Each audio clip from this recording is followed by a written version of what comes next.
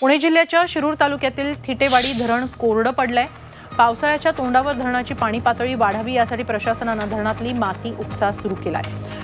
धरणातून विनाकर माती उचलण्यास परवानगी दिली आहे, त्यामुळे शेतकरी धरणातील सुपीक माती आपल्या शेतात घेऊन जात आहेत। चंद्रपूरच्या रामाळा तलावाचं खोलीकरणाचं काम आता अंतिम टप्प्यात आले गेले काही महिने रामाळा तलाव संरक्षक भिंतीवर उगवलेले वृक्ष तोडण्यासाठी इकोप्रो संघटनेचे श्रमदान सुरू आहे। पावसाळ्याच्या आधी तलावात येणारं पाणी अडवून शुद्ध करणं आणि मध्यभागी असलेल्या उद्यानासाठी पुलाची निर्मिती करावी ही प्रमुख कामं आहेत।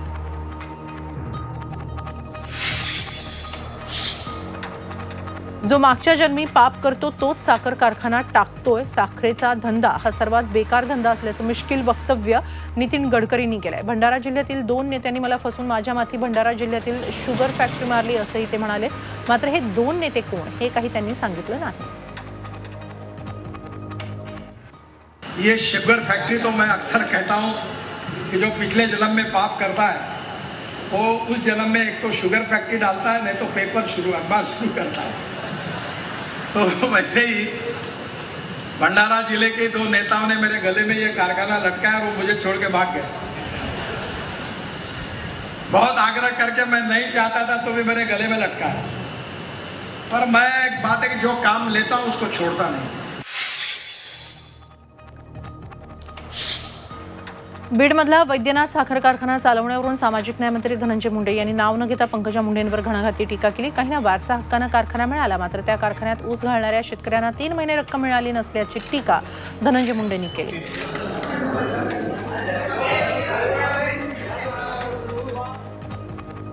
एखादी संस्था आपण चालवतोय, त्या संस्थेचा शेतकऱ्यांनी ऊस घातलाय आणि ऊस घातल्यावर सुद्धा 3-3, 4-4 महिने आपण शेतकऱ्याचं पेमेंट करू शकलो नाही। कशी एखाद्याला झोप येते, कशी ते लोकनेते असतात, मला ह्याचा मेळच कधी बसला नाही। एकीकडे असेही काही वारसदार आहेत ज्यांना वारसा हक्काने कारखाना मिळाला। प्रभू वैद्यनाथाचं नाव आहे। नांदेडमध्ये अर्धापुरात अनधिकृतपणे बियाणं तयार करणाऱ्या एका गोदामावर कृषी विभागानं छापा टाकला। एका गोदामात सोयाबीन, उडीद, हरभरा या बियाणांची अवैधपणे निर्मिती केली जात असल्याची माहिती नांदेडच्या कृषी विभागाला मिळाली होती। ही कंपनी मयुरी सीड्स आणि बुलेट ॲग्रो प्रॉडक्ट्स या नावानं अनधिकृतपणे बियाणं तयार करत असल्याचं आढळून आलंय।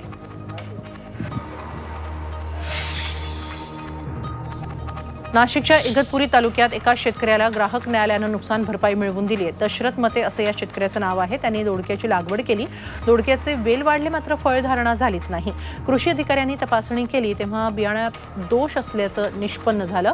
ग्राहक न्यायालयानं शेतकऱ्याला 23 लाखांची नुकसान भरपाई द्यावी असे आदेश संबंधित बियाणं कंपनीला दिले।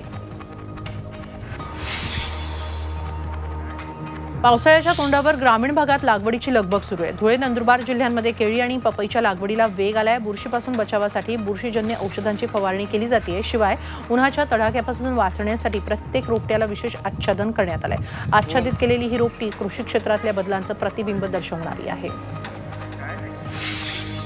शासनाच्या वतीनं हमी भावानं हरभरा खरेदीसाठी नोंदणीचा आजचा शेवटचा दिवस आहे। मात्र ऑनलाईन पोर्टल 23 मे पासून बंद आहे, त्यामुळे शेतकऱ्यांनी आणलेला हरभरा खरेदी केंद्रावर येऊन पडलाय। पावसामुळे आता हा हरभरा भिजण्याची भीती आहे, त्यामुळे तातडीनं खरेदी करावी अशी मागणी शेतकऱ्यांनी केली आहे। पावसाळ्याच्या तोंडावर सर्वसामान्यांना महागाईचा सामना करावा लागतोय। पेट्रोल, डिझेलच्या दरात टोमॅटोही मिळतो आहे। टोमॅटोचे भाव किलोमागे 80 ते 100 रुपयांच्या घरात गेले। दुसरीकडे पालेभाज्या देखील कडाडल्यात। बाजारात मेथी, कांदा, पात, पालक, शेपू, कोथिंबीर या भाज्यांच्या दरात वाढ झाली आहे।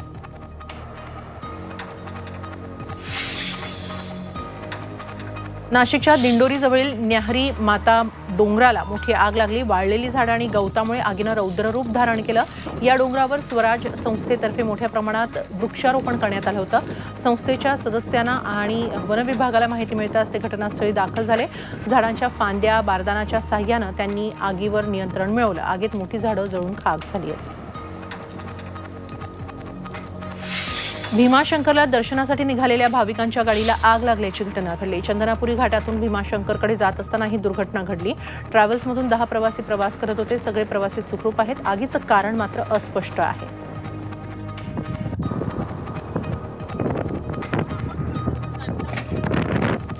जळगावात इलेक्ट्रॉनिक वस्तूंच्या कंटेनरला आग लागली। रेल्वे स्टेशनजवळ असलेल्या माल धक्क्यालगत हा ट्रक उभा होता। फ्रीजसह काही इलेक्ट्रॉनिक वस्तू या ट्रकमध्ये होत्या। अचानक त्यानं पेट घेतला। या आगीत सर्व वस्तू जळून खाक झाल्या। शॉर्ट सर्किट होऊन कंटेनरला आग लागल्याची प्राथमिक माहिती आहे। दरम्यान अग्निशमन दलानं आग आटोक्यात आणली।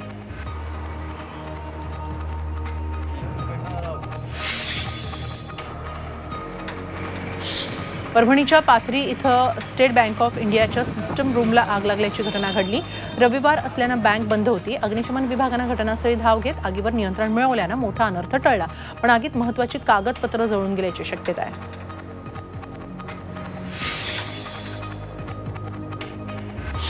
पुण्यामध्ये देशी गोवंश प्रदर्शन आयोजित करण्यात आलंय। महात्मा फुले कृषी विद्यापीठाच्या वतीनं हे प्रदर्शन भरवण्यात आलंय। वाकडेवाडीच्या देशी गाय संशोधन आणि प्रशिक्षण केंद्राच्या मैदानावर हे प्रदर्शन सुरू आहे। गिर, थारपारकर, साहिवाल, लाल सिंधी अशा विविध जातींच्या गायी या ठिकाणी पाहायला मिळतात। राज्य शासनाकडून पंढरपूर तीर्थक्षेत्र विकास आराखड्यासाठी 474 कोटी रुपयांची तरतूद मंजूर झाली आहे। पालकमंत्री दत्तात्रय भरणे यांनी ही माहिती दिली। राज्य शासनानं 2014 मध्ये श्री क्षेत्र पंढरपूर, देहू, आळंदी, भंडारा डोंगर, नेवासासाठी 1094 कोटी रुपयांचा आराखडा मंजूर केला होता।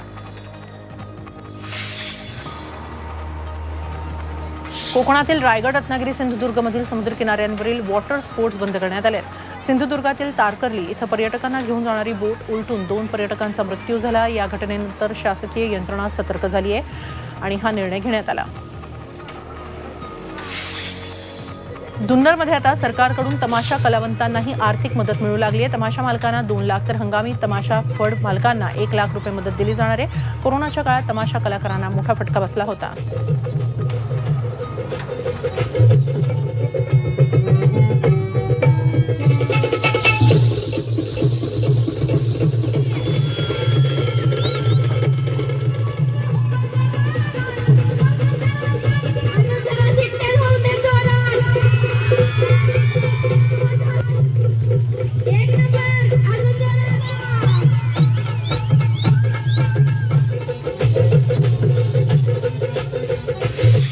गोंदियात नितीन गडकरींच्या हस्ते विविध बांधकामांचं भूमिपूजन करण्यात आलं। मात्र यावेळी राष्ट्रवादी काँग्रेसचे नेते प्रफुल्ल पटेल यांनी हजेरी लावली, त्यामुळे अनेकांनी भुवया उंचावल्या।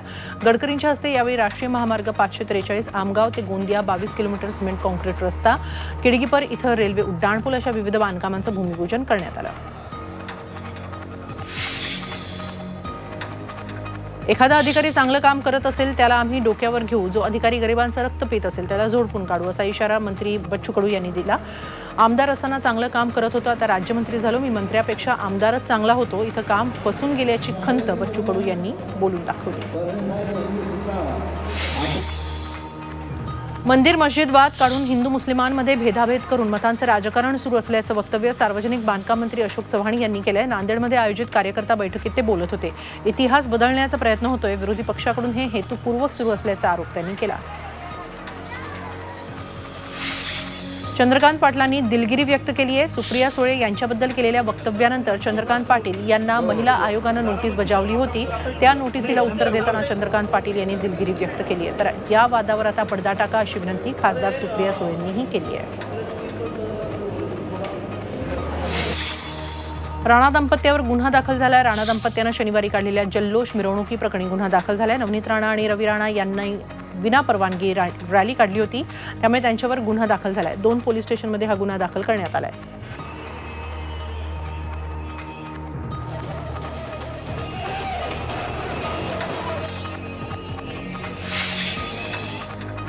देशात जिथे नवनीत राणा आणि रवी राणा हनुमान चालीसा पठण करणार, तिथे भीम आर्मी संविधान पठण करणार आहे। अमरावतीत भीम आर्मीनं राणा दाम्पत्याविरोधात शनिवारी निदर्शनं केली, त्यानंतर भीम आर्मीनं ही मोठी घोषणा केली आहे। जून महिन्याच्या पहिल्या आठवड्यात मुंबईतल्या शिवाजी पार्कवर सामूहिक संविधान वाचन करणार असल्याचं भीम आर्मीनं सांगितलं। राणांचं रडगाणं आपण किती दिवस गायचं, बेशर्मीची हद्द त्यांनी पार केली अशी टीका काँग्रेसच्या मंत्री यशोमती ठाकूर यांनी केली। अजून खूप सारी कामं करायची आहेत, ज्यांना कामच करायची नाही ते असा निर्लज्जपणा दाखवणारच, अशा शब्दात यशोमती ठाकूर यांनी राणा दाम्पत्यावर निशाणा साधला। त्या नागपूरमध्ये बोलत होत्या। शिवबंधन बांधलं तर खासदारकी बहाल करू असा शब्द शिवसेनेनं संभाजीराजेंना 70 दिवसांपूर्वी दिला होता असा खुलासा शिवसेना खासदार विनायक राऊत यांनी केलाय। भाजपला त्यांची टर्म संपत असल्याचं माहीत नव्हतं का? माहीत नसेल तर तुमच्यासारखा वेडा कुणी नाही, अशी टीका विनायक राऊत यांनी केली। ते बदलापूरमध्ये बोलत होते। पिंपरी चिंचवडच्या चिखलीमध्ये सुरू असलेल्या बैलगाडा शर्यतीला सदाभाऊ खोत आणि प्रकाश जावडेकर यांनी भेट दिली। बैलगाडा शर्यतीचं श्रेय भाजपचं आहे असं सांगून खोत यांनी राष्ट्रवादीवर टीका केली। दुसऱ्याच्या घरी पाळणा हल्ला तरी राष्ट्रवादी काँग्रेसला पेढे वाटण्याची सवय असल्याचा टोला खोत यांनी लगावला।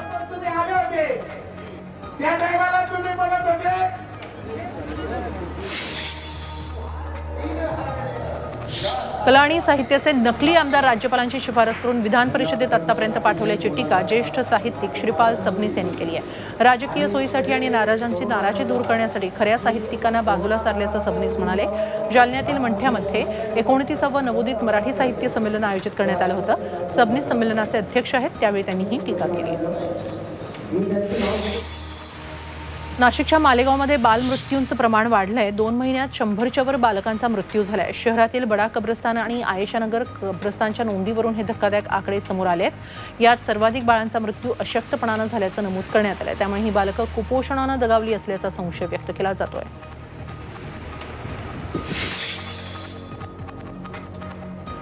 अंबरनाथ शहरातून जाणारा कल्याण कर्जत राज्य महामार्ग मृत्यूचा सापळा बनलाय। गेल्या 7 वर्षांत या मार्गावरील अपघातात 53 जणांचा बळी गेल्याची माहिती मनसेनं माहिती अधिकारात मिळवली। आधीच निकृष्ट दर्जाचं बांधकाम, त्यात देखभालीबाबत उदासीनता, यामुळे हा मार्ग धोकादायक बनतोय। तर आमदारांनी MMRD आणि ठेकेदारावर याचं खापर फोडलंय। मनसेनं आता याबाबत आंदोलनाचा इशारा दिलाय। परभणी महानगरपालिकेनं पावसाळ्यापूर्वी नालेसफाई हाती घेतली आहे। शहरातील मुख्य नाल्यातील घाण काढून शहराबाहेर टाकली जाते। मात्र पालिकेनं स्वच्छता मोहीम हाती घेतली आहे की शहर घाण करण्याची जबाबदारी उचलली आहे, हे या दृश्यांवरून दिसतंय। घाण वाहून नेणाऱ्या टिप्परमधून अक्षरशः घाण रस्त्यावर पडतीये, त्यामुळे नागरिकांच्या आरोग्याचा प्रश्न निर्माण झालाय।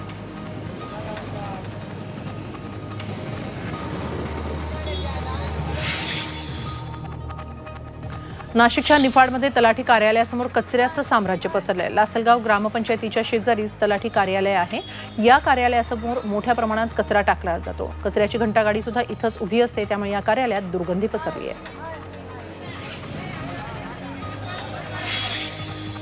नाशिकच्या येवला इथल्या अहिल्याबाई होळकर घाटाची दुरवस्था झाली आहे। घाटावर बसवण्यात आलेल्या अहिल्याबाई होळकर यांच्या पुतळ्याच्या पायऱ्या तुटल्या आहेत, तर काही ठिकाणी चिरा देखील पडल्या आहेत। त्यामुळे अहिल्याबाई होळकर यांच्या जयंतीपर्यंत तरी ही डागडुजी करावी अशी मागणी नागरिकांनी केली आहे।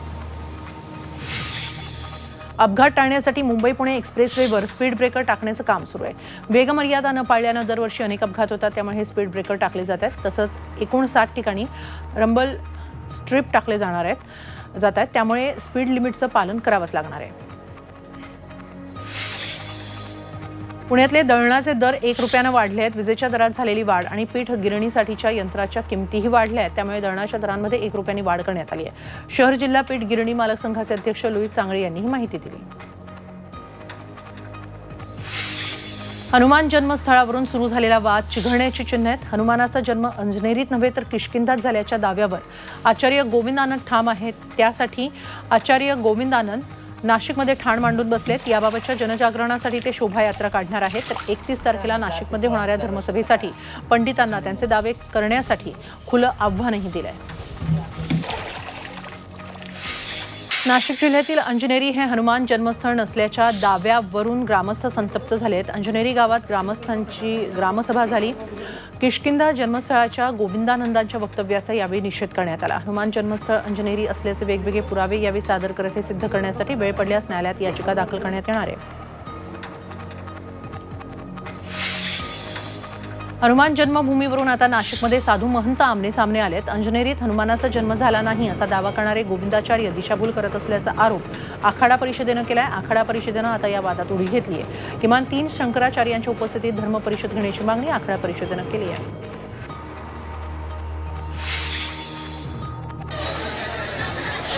उद्या सोमवती अमावस्या आहे, त्यामुळे मोठ्या संख्येनं भाविक आजपासूनच जेजुरीत खंडेरायाच्या दर्शनासाठी दाखल झाले आहेत। गेले 2 वर्ष ही यात्रा कोरोनामुळे भरली नव्हती, पण आता कोरोनाचा प्रादुर्भाव कमी झाल्यानं मोठ्या उत्साहात यंदाची सोमवती यात्रा भरणार आहे। या यात्रेसाठी जेजुरी भाविकांनी फुलून गेली आहे।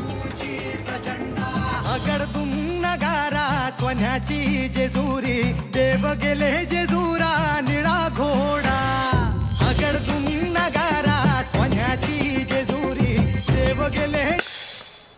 साताऱ्यातील शहीद सुभेदार विजय शिंदे यांच्या पार्थिवावर खटावमध्ये लष्करी इतमामात अंत्यसंस्कार करण्यात आले. लडाखमध्ये लष्कराची बस नदीत कोसळून 7 जवान शहीद झाले होते. त्यात साताऱ्याच्या खटावचे सुभेदार विजय शिंदे यांचाही समावेश होता.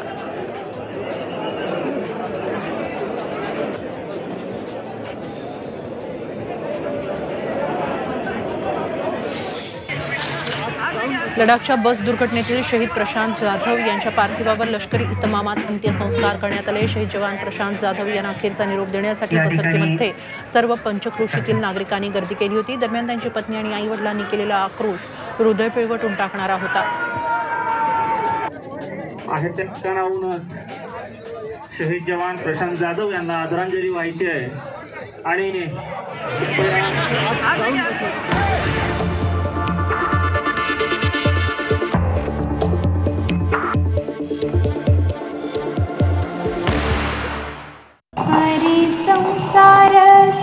बहिणाबाईंची जात्यावरची ओवी म्हणजे